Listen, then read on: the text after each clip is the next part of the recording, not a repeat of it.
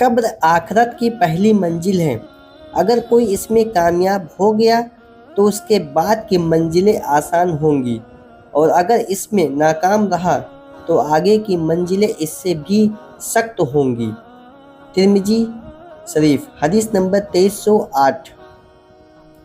جب بندے کو قبر میں رکھا جاتا ہے تو اس کے پاس دو فرشتے آتے ہیں اور اس سے پوچھتے ہیں، تمہارا رب کون ہے؟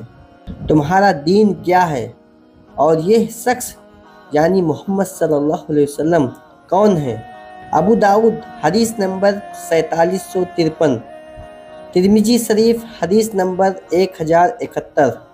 مردہ جب قبر میں رکھا جاتا ہے اور لوگ لوٹتے ہیں تو ان کی چپلوں کی آہٹ تک سنتا ہے۔ بخاری شریف حدیث نمبر 1338۔ مسلم شریف حدیث نمبر 2871۔ قبر ہر روز کہتی ہے، میں غریبوں کا گھر ہوں، میں مٹی کا گھر ہوں، میں کیڑوں کا گھر ہوں۔ تفسیر ابن کثیر حدیث حسن۔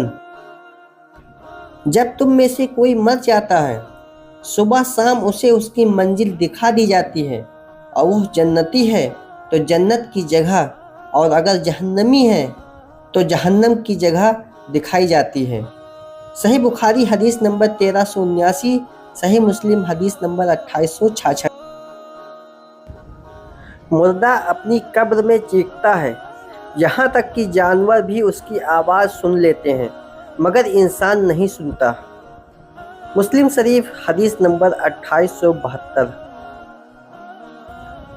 جہنم کو لایا جائے گا اور اس کے 70,000 لگام ہوں گے، ہر لگام کو 70,000 فرشتے کھینچ رہے ہوں گے۔ مسلم شریف حدیث نمبر 2842۔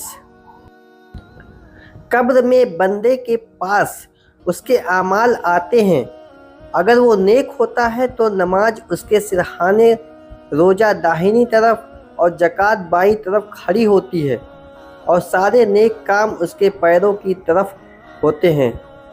ابن ماجہ حدیث نمبر 4260۔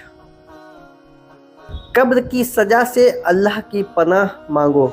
بخاری شریف حدیث نمبر 1377، مسلم شریف حدیث نمبر 588۔ نبی کریم صلی اللہ علیہ وسلم ہمیں قبر کے فتنے اور دجال کے فتنے سے پناہ مانگنے کی دعا سکھاتے تھے۔ صحیح مسلم حدیث نمبر 588۔